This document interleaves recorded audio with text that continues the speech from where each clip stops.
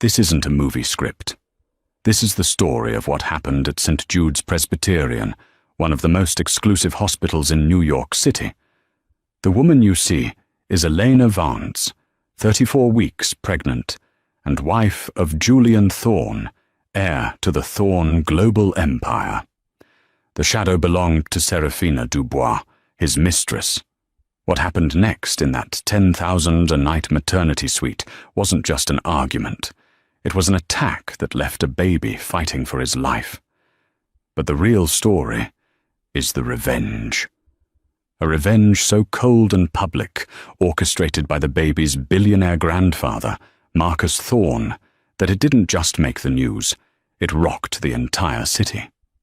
The celestial suite at St. Jude's Presbyterian floated 22 stories above the noise of Manhattan, a sterile, silent cloud of beige and muted blues.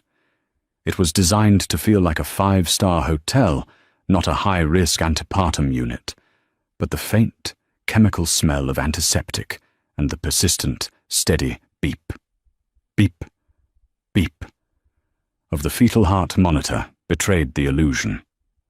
Elena Vance, soon to be Elena Thorne, she kept reminding herself, though the wedding had been a quiet City Hall affair, shifted uncomfortably on the fret linens.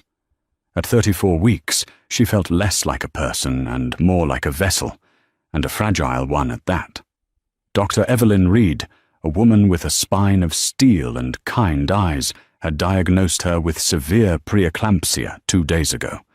Bed rest, zero stress, and constant monitoring, Elena, she had ordered.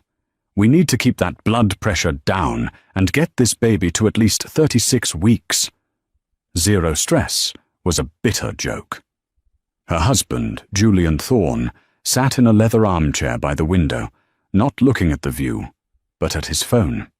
His dark, handsome face, the one that graced the covers of Forbes and Vanity Fair alongside his father, was tight with an annoyance he was failing to hide.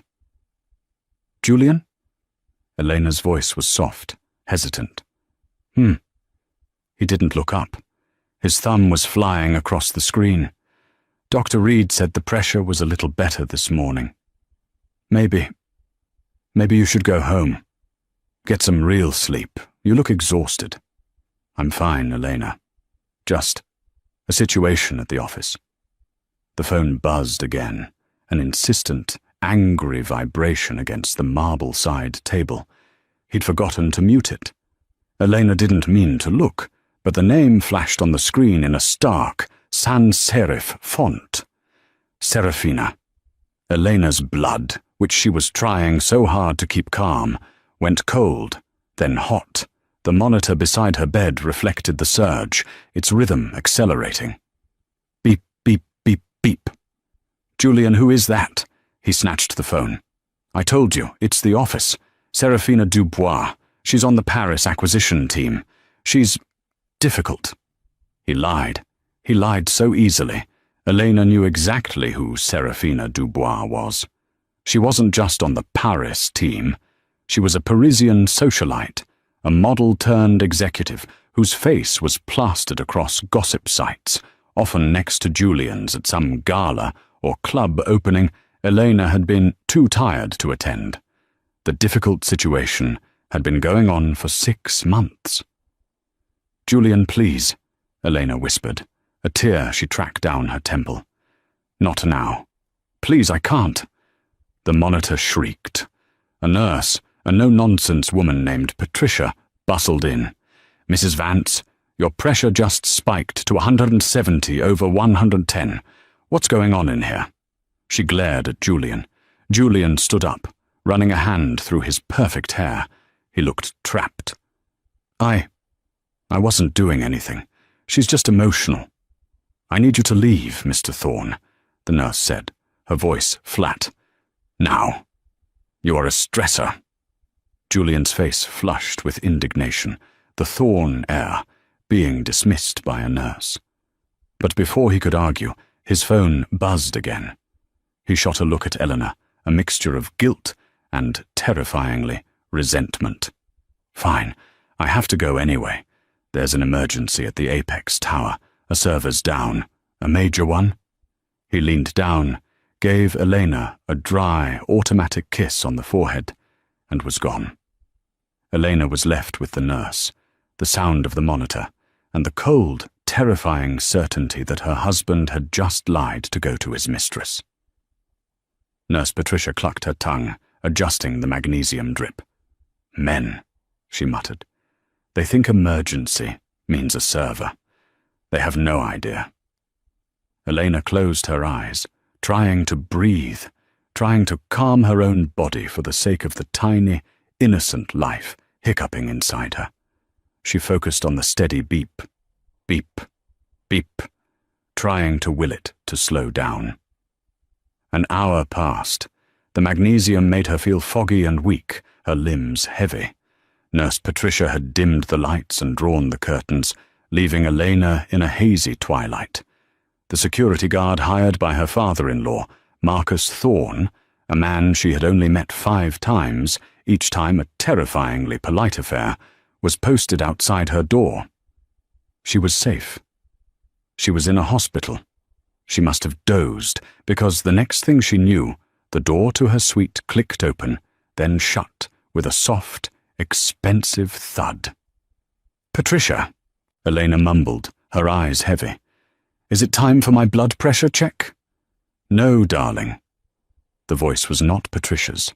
It was light, melodic, with a rolling French accent that dripped with perfume. Elena's eyes snapped open. Standing at the foot of her bed, bathed in the glow of the monitoring equipment, was Seraphina Dubois. She was stunning. Raven black hair, blood-red lips, and a physique that looked sculpted from marble. She was wearing a black Chanel trench coat, as if she'd just stepped out of a fashion shoot, not into a hospital room. The smell of her perfume, fracas, was so strong it was suffocating. What are you doing here?" Elena fumbled for the nurse's call button. "Get out! Security!" Seraphina laughed, a sound like breaking glass. "Oh, they're busy. Frank, your guard, a little staged commotion down the hall, a few $1,000s. It's amazing how distractible people are."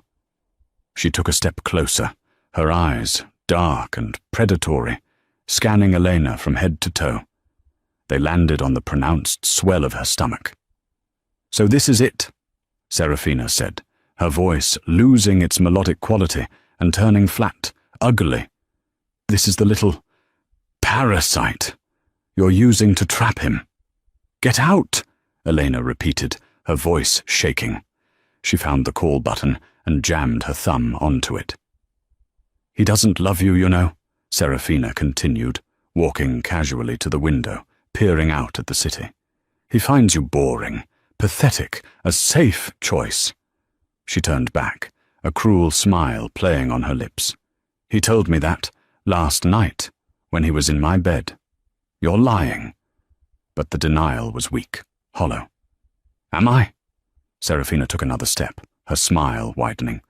"Julian and I, we are equals. We are about passion and power.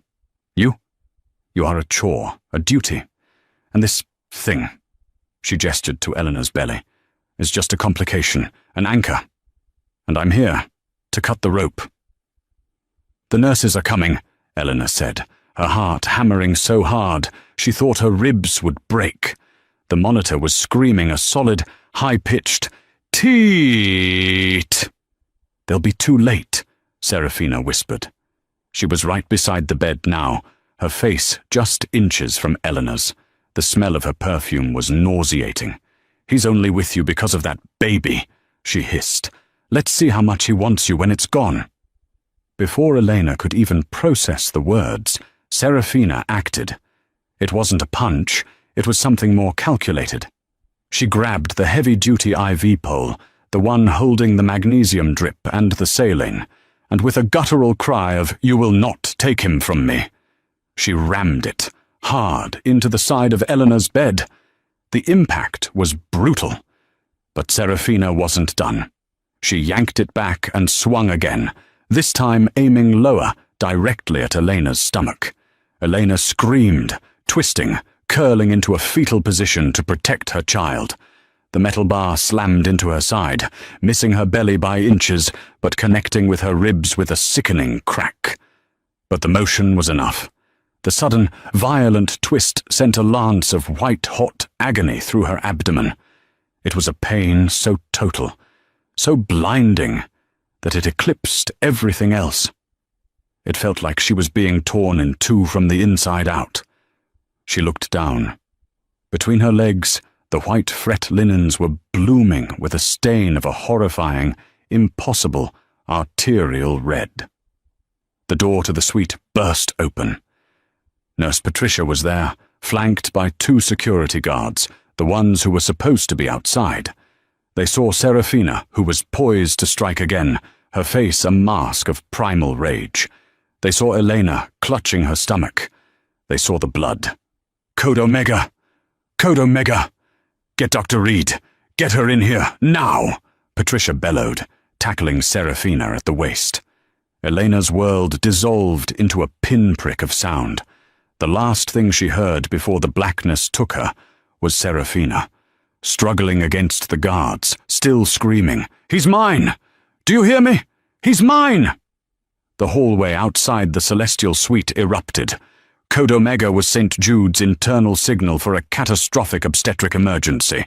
A placental abruption, a uterine rupture, an event that meant mother and baby had, at best, minutes.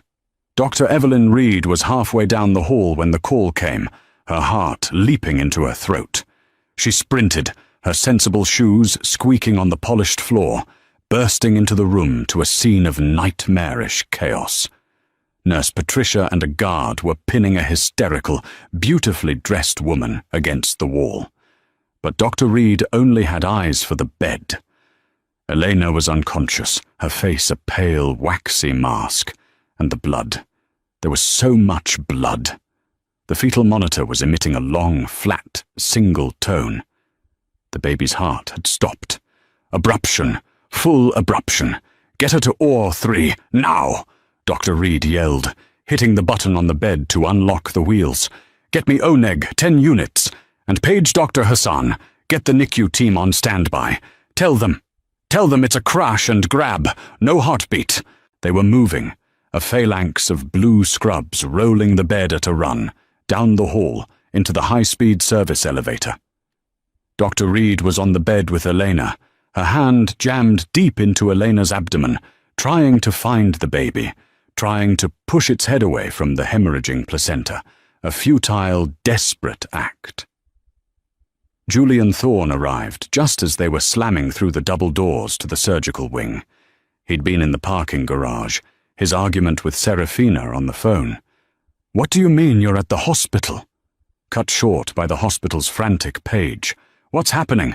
Elena!" he shouted. Dr. Reed didn't even look at him.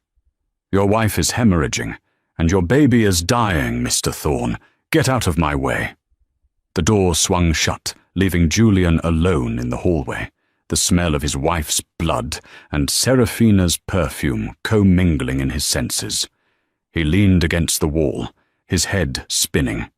This wasn't supposed to happen. It was just a fight. She was just going to talk to her. Inside OR 3, it was a race against the clock. Scalpel. Dr. Reed didn't wait for the anesthesia to fully take.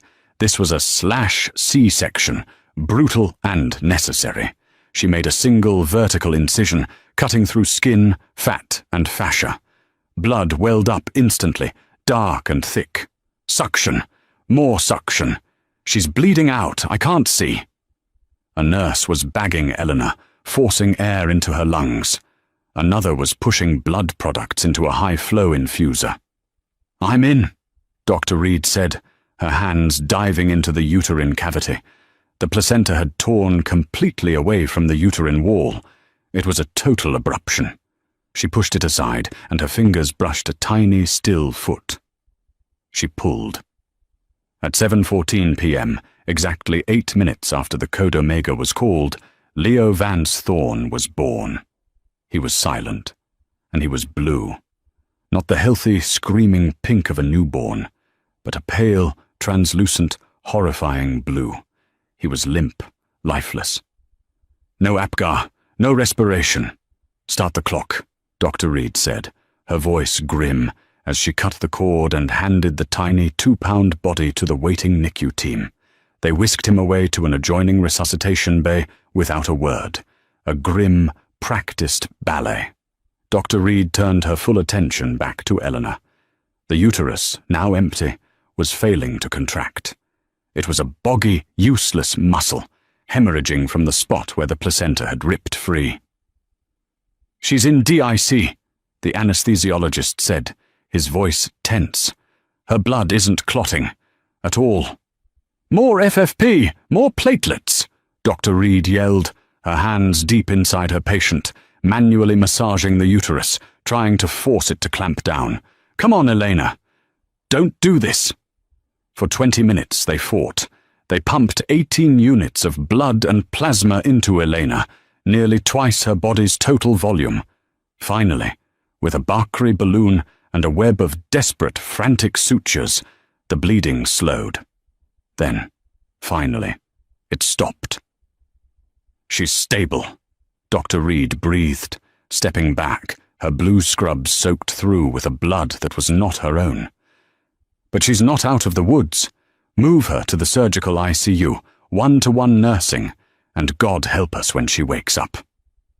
Julian was in a private waiting room, the kind reserved for people who donated buildings.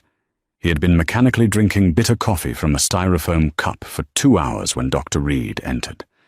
She had changed her scrubs, but her face was etched with exhaustion, and her hair was matted with sweat.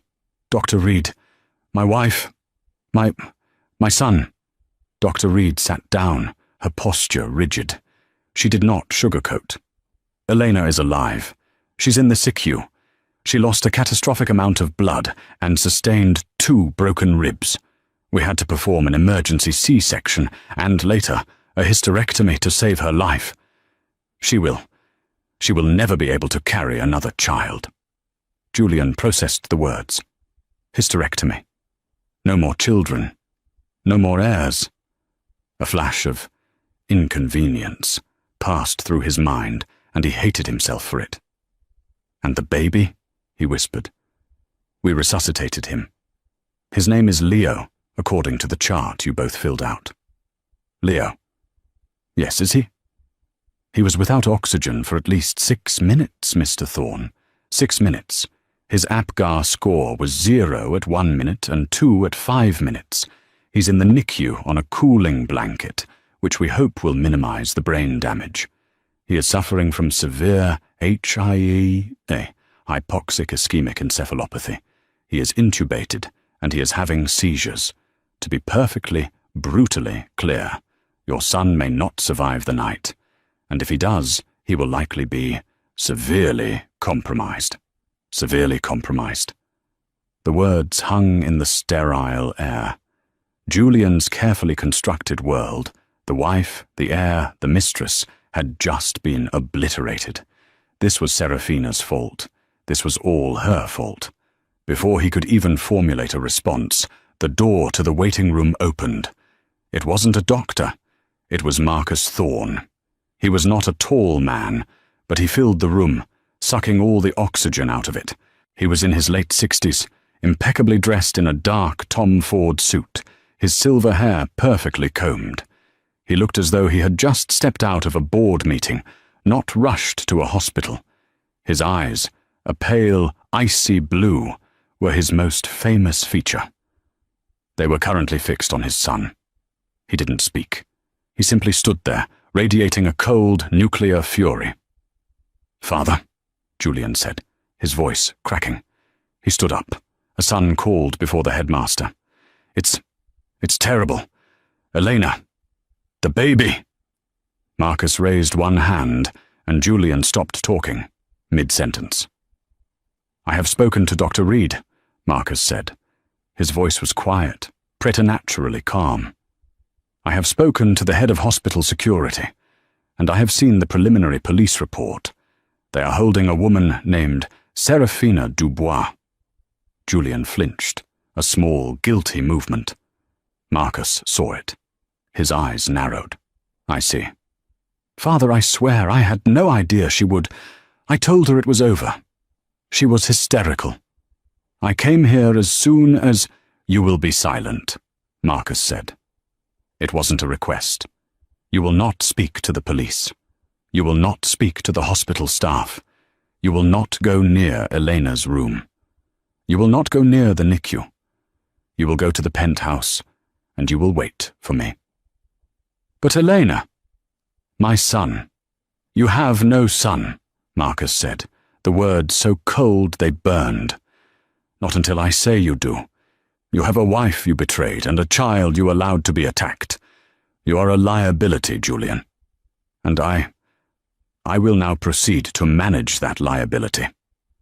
Marcus turned and walked out of the room. He didn't check on his son. He didn't ask to see his daughter-in-law. He pulled out his phone and made 2 calls. The first was to Benjamin Carter, the head of litigation for Thorn Global, a shark in a $5,000 suit. Benjamin, get to St. Jude's. I want a perimeter. No one talks to the press. No one. And I want the best private prosecutor you can find. I want this woman, Dubois, charged with attempted murder of my grandson. My grandson. Are we clear? The second call was to a man named Silas.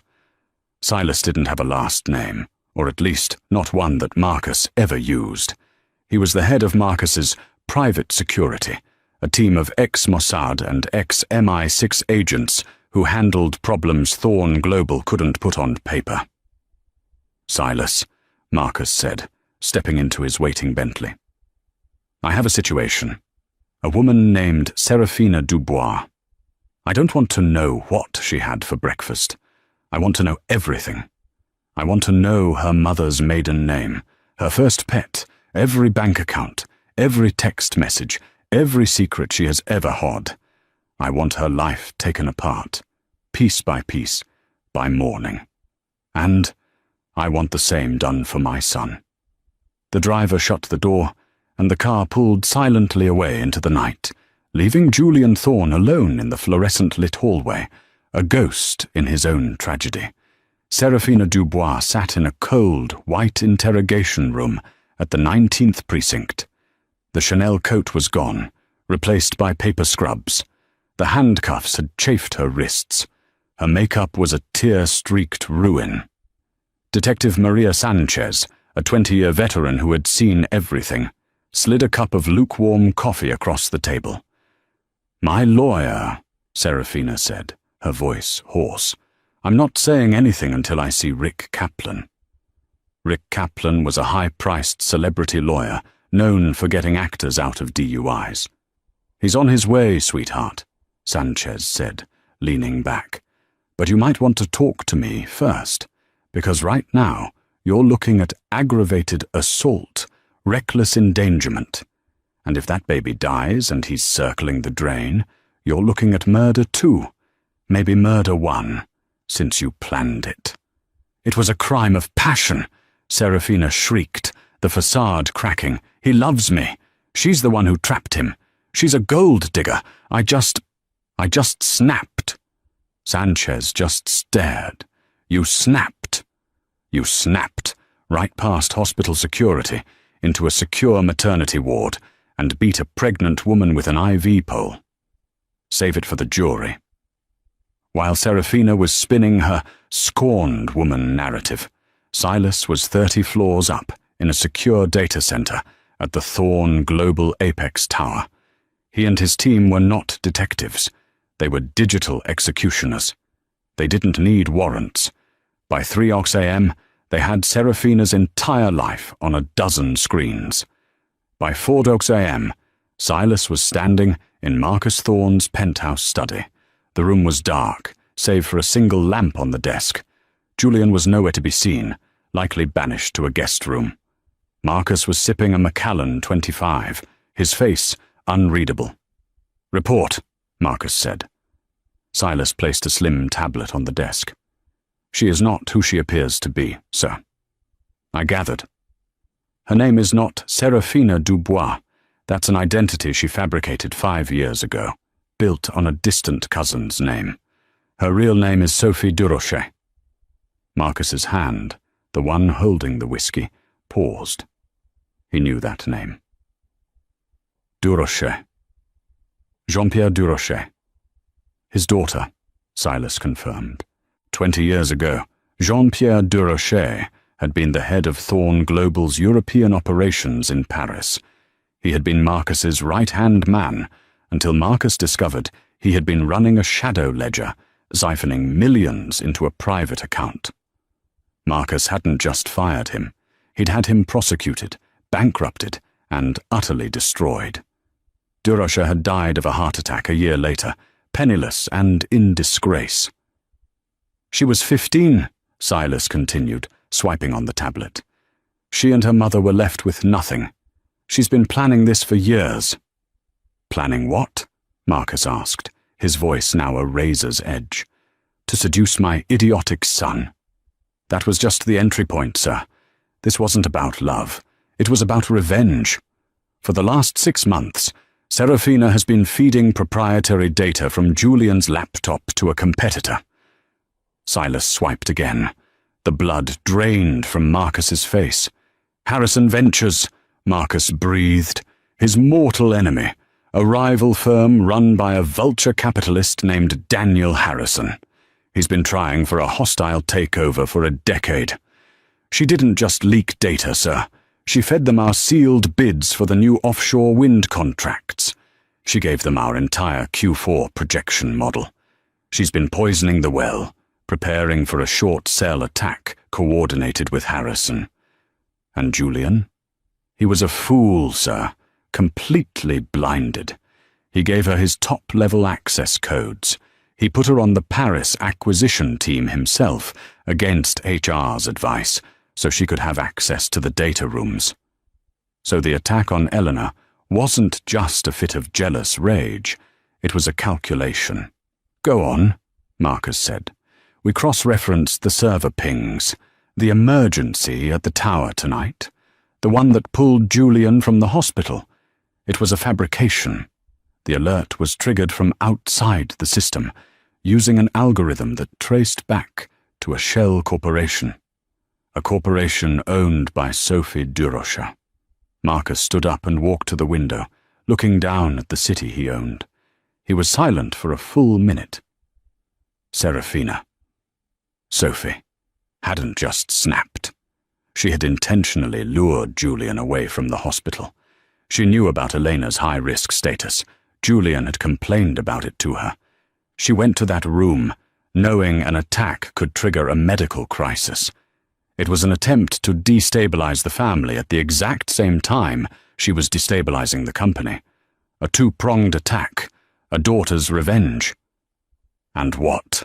Marcus said, his voice terrifyingly soft. Did you find on my son? Silas hesitated. Sir, the bank records are conclusive. He hasn't just been sleeping with her. He's been funding her. He gave her the $5 million she used to seed the Shell Corporation. He bought the apartment she lives in. He was, wittingly or not, an active participant in the espionage against your own company. Marcus Thorne stared at the lights of New York. He had built an empire, but the call was coming from inside the house. His own son, his blood, had brought this serpent into his home and handed her the knife. Silas, Marcus said, turning from the window, his face a mask of cold granite. Lock her down. Alert Mr. Carter. I want him to file a civil suit so large it will blot out the sun. I want a lien on everything she's ever touched. As for the criminal case, tell Detective Sanchez I will be paying her a visit. I have some new evidence for her. And Mr. Julian? Silas asked. Marcus looked toward the hallway where his only son was sleeping. Mr. Julian is about to learn the difference between being a thorn and being my son. Julian was woken by a sharp knock. He stumbled out of the guest bed, his head pounding, his suit from the day before hopelessly wrinkled. He found his father in the grand library, a room panelled in dark mahogany that always felt like a courtroom. Marcus was, as always, immaculate, already in a fresh suit and tie. The sun was just beginning to weakly light the sky over Central Park. "Father, I was going to go to the hospital." "Sit." Julian sat. On the polished mahogany table between them, Marcus laid out a series tam of documents, bank statements, server logs, corporate wire transfers. "Is Sophie Durocher a name that means anything to you, Julian?" Julian's confusion was, for a moment, genuine. "Who? No. What is this?" "It's the real name of the woman you know as Seraphina Dubois," Marcus said, his voice flat. "The daughter of Jean-Pierre Durocher, a man I sent to prison for fraud, a man who stole millions from this family." Julian's face went white. I didn't know. I swear." "Of course you didn't know."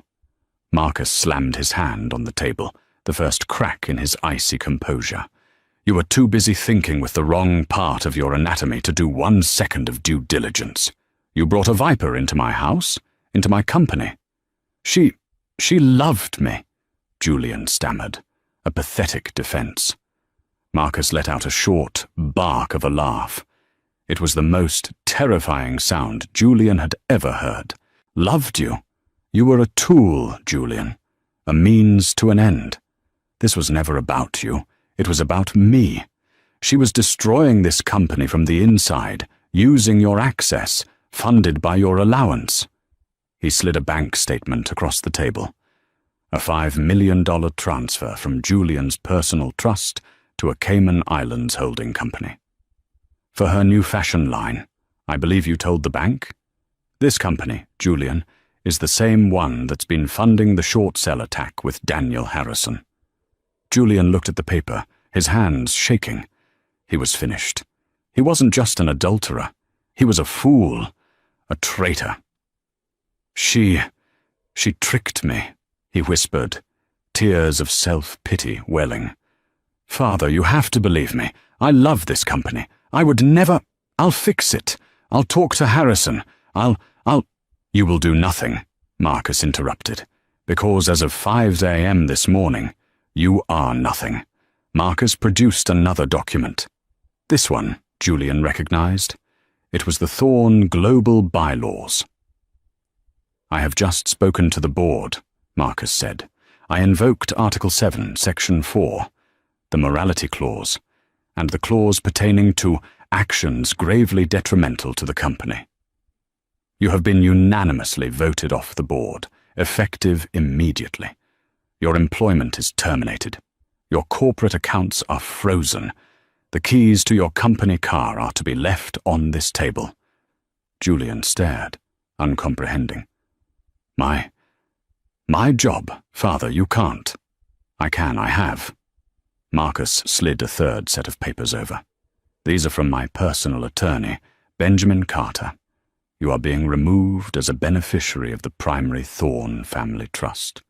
Your access to all family properties, including this one, is revoked. You have 1 hour to pack a bag. A car will take you to a hotel, one of your own choosing, and on your own dime. I suspect your personal Amex will be declined by lunch." This was it. This was the end. Not a fiery confrontation, but a cold, legal, systematic execution. "Father, please!"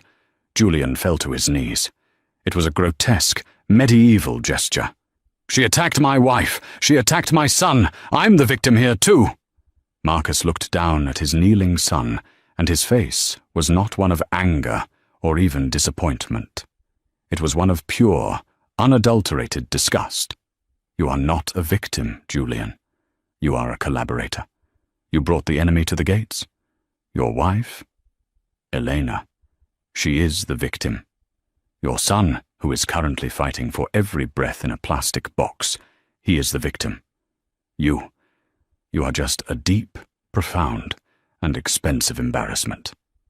Marcus stood up, adjusting his cuffs. "You are no longer my son. You are just a man who shares my name." For now, I suggest you find a very good lawyer. You will need one."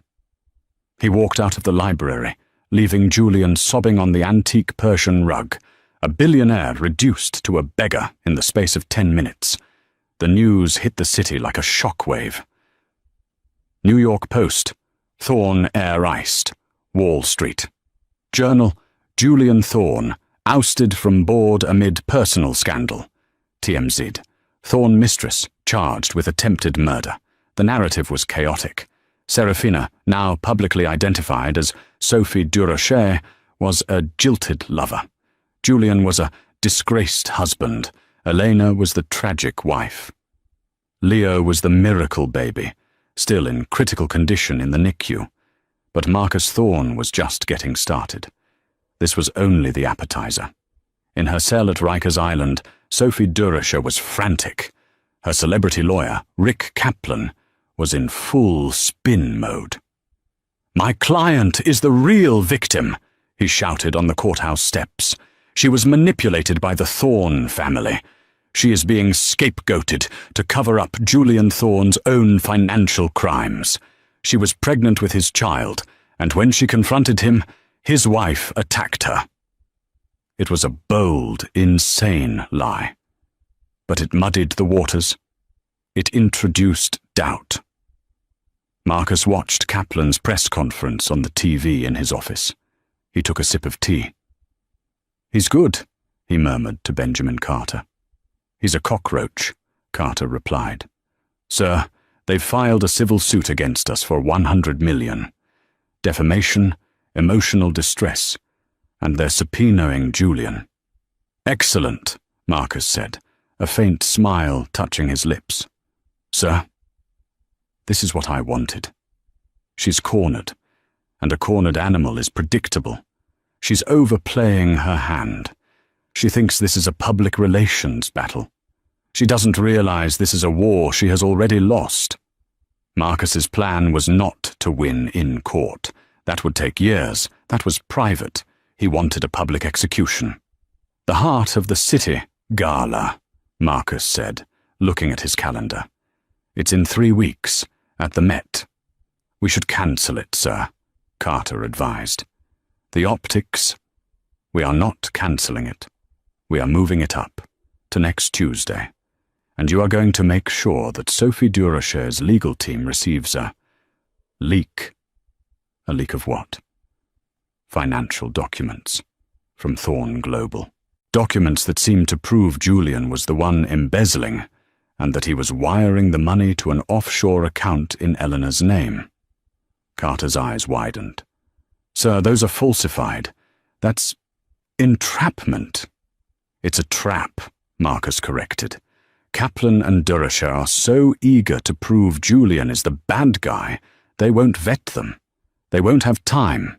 They will see them as their silver bullet. They will, almost certainly, release them to the press to blow up our gala." "And when they do?" "When they do," Marcus said, his eyes glinting, "they will have committed a new crime, disseminating fraudulent corporate documents, and I will be on stage in front of the entire city when the truth comes out." This was the real revenge. Not just to jail her, not just to sue her, but to let her and the whole world think she was winning right before he pulled the scaffolding out from under her. He had one more stop to make. He went to the hospital, not the NICU. He couldn't bear to look at the tiny, fragile body of his grandson, covered in wires. He went to the surgical ICU. Elena was awake. She was pale, weak, and had a tube in her nose. But her eyes were clear, and they were furious.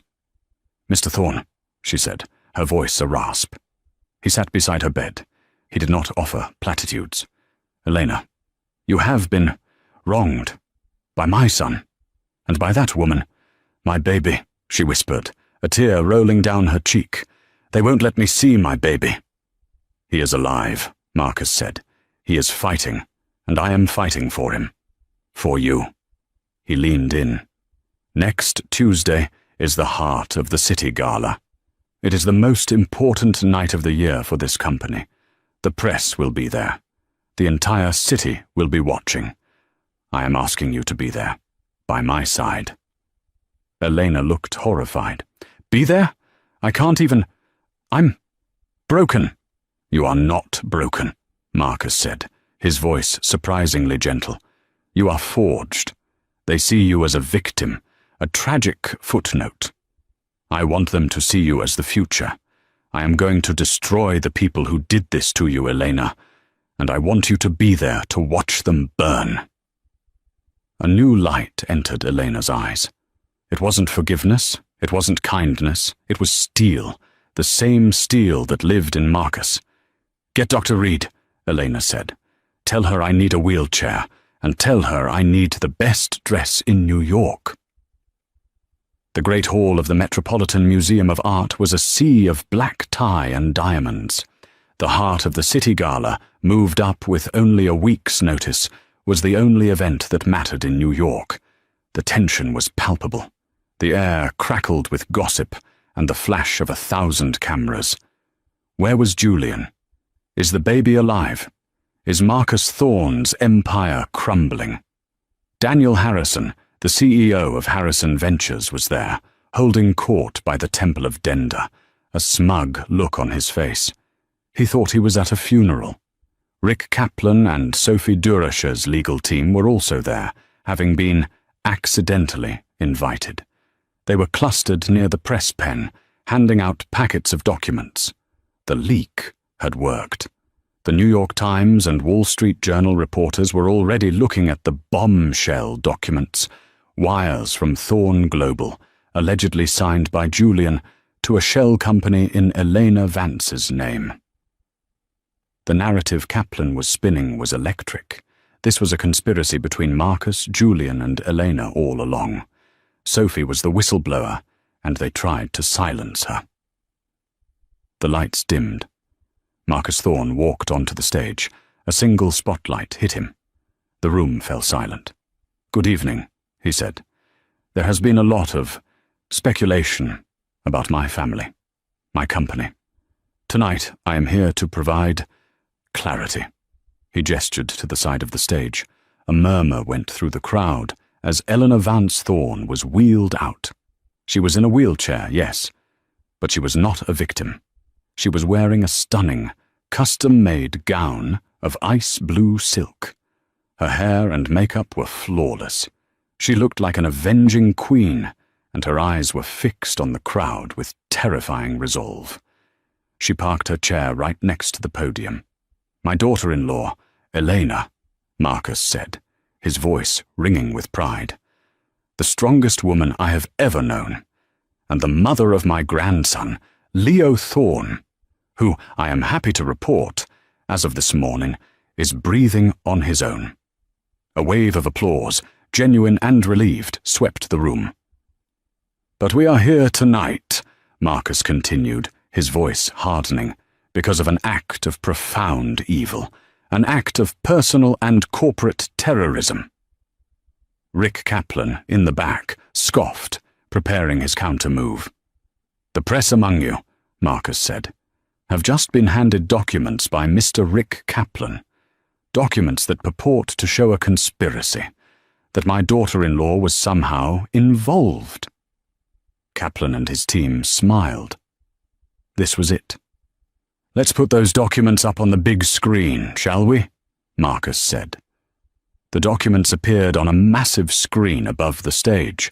The wire transfers, the signatures. "They look very convincing," Marcus said. "Except they are complete and utter forgeries." Kaplan's smile vanished. "These are not Thorne Global documents," Marcus boomed. "They are fakes. Fakes created by my team and intentionally leaked to Sophie Durasher's legal counsel. Counsel who was so blinded by greed and so confident in their own lies, they disseminated fraudulent corporate documents to the press. An act which, my lawyers tell me, constitutes several felonies." The press pool looked at Kaplan, who was now the color of ash. "But that," Marcus said, "is just the opening act. You see, Ms. de Rocher, or Sophie, has based her entire defense on being a scorned lover who snapped, a crime of passion. Let's see, shall we? The screen changed. It was no longer documents. It was high-definition, color security footage. The world suddenly saw the inside of the celestial suite. The audio was crystal clear. Serafina, this is the little parasite you're using to trap him. Elena, get out, security. Serafina, he's only with you because of that baby. Let's see how much he wants you when it's gone. The room watched in horrified, pin-drop silence as the video showed Serafina grabbing the IV pole. It showed her ramming it into the bed. It showed her swinging at Eleanor's pregnant stomach. It showed the blood. A woman in the front row screamed. Several people burst into tears. Daniel Harrison looked like he was going to be sick. That, Marcus said, his voice a low growl, is not passion. That is premeditation. That is attempted murder. Sophie Durocher, who had been watching from a secure location with her team, was now on every screen, her face a mask of pure, unadulterated terror. But why? Marcus continued. Why do this? Because this was never about my son. It was about me. The screen changed again. Now it showed the old, grainy photo of Jean-Pierre Durocher. It showed the 20-year-old articles about his fraud. This is Sophie Durocher, the daughter of a man who tried to steal from my company, and she was trying to finish the job. The screen filled with server logs, bank transfers from Sophie to Harrison Ventures, her entire plan laid bare. She conspired with a competitor, Marcus said, his eyes finding Daniel Harrison in the crowd. She committed corporate espionage, and when she feared she was being discovered, she tried to create a distraction. She tried to murder my grandson to cover her tracks. As he spoke, Detective Maria Sanchez and two uniformed officers who had been waiting in the wings walked directly to Rick Kaplan's table and slapped handcuffs on his wrists. Richard Kaplan, you're under arrest for conspiracy and disseminating fraudulent materials. At the same moment, across town, a separate team burst into the office where Sophie Durocher was hiding. She was arrested on the spot. Not just for the assault, but for a dozen new federal charges of corporate espionage and conspiracy. But Marcus wasn't finished. There was one last piece of business. He looked into the camera. He knew his son was watching. And finally, to the man who enabled this, my former son, Julian Thorne. The cameras flashed, a blinding strobe of light. He was a fool, a weak, negligent fool, who put this family and this company at grave risk. As of this morning, he has been formally and irrevocably disowned. His inheritance, his name, his position, all of it is gone. Marcus turned and took Elena's hand. He raised it in the air. The Thorne legacy is not built on weak men, he declared to the shocked room. It is built on strength, it is built on loyalty, and it is built on family. The future of Thorne Global and my entire personal fortune will be placed in a new trust. A trust for the real Thorne family, Elena Vance Thorne, and her son Leo. The city hadn't just been rocked, it had been fundamentally altered.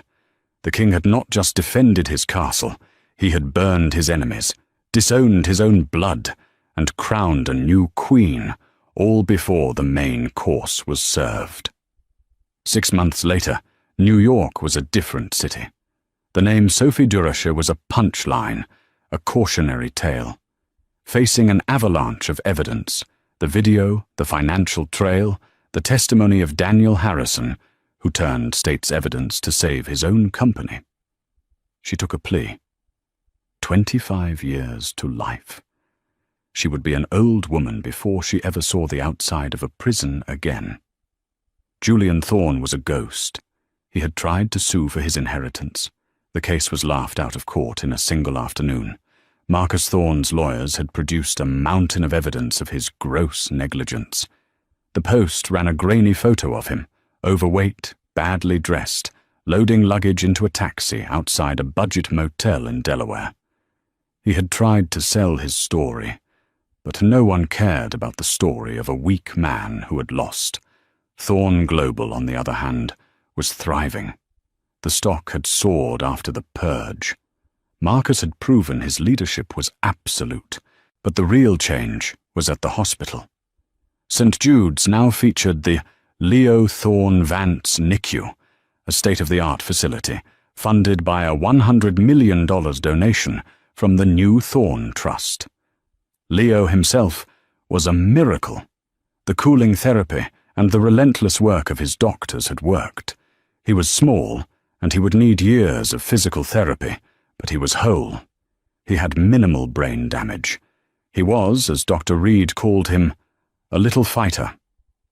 Elena Vance Thorne was no longer in a wheelchair. She walked with a slight limp, a permanent reminder of her broken ribs, but she walked with purpose. She was not the grieving wife. The city's society pages had a new name for her: the matriarch. She had not retreated into motherhood. She had advanced. She sat on the Thorne Global Board, not as a token, but as an active member. The old men who had initially dismissed her as the widow now feared her. She had her father-in-law's eye for numbers and a cold, analytical mind that her ex-husband had always lacked. She was also the full-time head of the Thorne Charitable Foundation, redirecting its mission to fund women's shelters and legal aid for victims of domestic violence. The final scene of the story took place not at a gala, but on the penthouse terrace, high above the city. It was a warm summer evening. Marcus Thorne, the city's apex predator, was on his hands and knees on an expensive rug, making airplane noises as his grandson Leo giggled and pulled on his ear. Elena watched them, a small, genuine smile on her face. She had divorced Julian and had legally taken back her maiden name, adding Thorne's only as a doing business as. She was Elena Vance. "You know," she said, sipping a glass of water, "the press still can't believe what you did, disowning your only son. It was Shakespearean." Marcus looked up, his face softer than the world ever saw it. He picked up Leo, holding the boy close. "Shakespeare was full of tragedy," Marcus said, looking at his grandson. This was a correction. Julian was a mistake, a weak link." He looked at Elena, his eyes full of a new, profound respect. "The Thorne name isn't just about blood, Elena. It's about character. You and this boy. You are the character. You are the legacy." Elena nodded, turning to look out over her city. She had survived the fire. She had lost a husband, her fertility, and her illusions, but she had gained a son. She had gained an empire, and she had learned, from the most ruthless teacher in the world, exactly how to protect it. And so, the city of New York learned a valuable lesson. You do not touch what belongs to Marcus Thorne. Sophie Durocher, the mastermind, is rotting in a cell. Julian Thorne, the fool, is a forgotten man. And Eleanor Vance, the victim, is now one of the most powerful women in the city, protecting her son and the empire she inherited. This story is a brutal reminder that the line between love and obsession and between business and revenge is terrifyingly thin. It wasn't just a family drama. It was a public execution, a demonstration of power so total it left the entire city speechless. What do you think? Was Marcus's revenge justified, or was it a cold-hearted overreaction? What part of this story shocked you the most? Let us know your thoughts in the comments below. Your engagement helps us bring more incredible stories like this to light. And if you love stories of drama, revenge, and justice, make sure to hit that like button. share this video with someone who won't believe it, and most importantly, subscribe and ring the bell so you never miss an update.